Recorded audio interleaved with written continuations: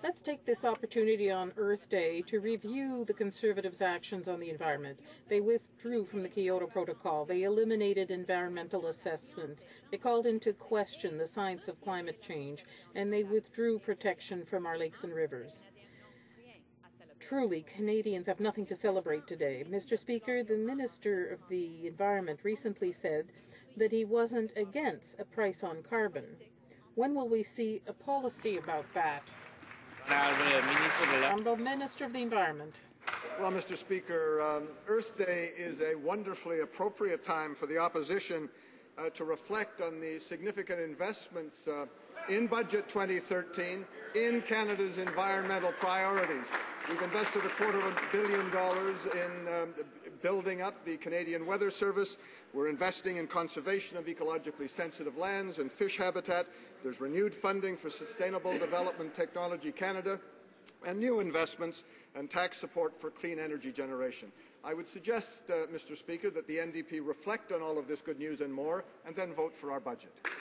Honourable Member for Halifax. He doesn't want to answer the question because he doesn't actually know the answer. Well, Mr. Speaker, I know that the concept of sustainability is is a little hard for this minister, so let's try again. Being a world leader in pulling out of climate agreements is not sustainability. Dismantling environmental reviews is not sustainability. And leaving future generations to pay for today's environmental degradation, well, that's not sustainability. So when will the minister stop stalling and finally introduce effective regulations for our oil and gas sector? The Honourable Minister of the Environment.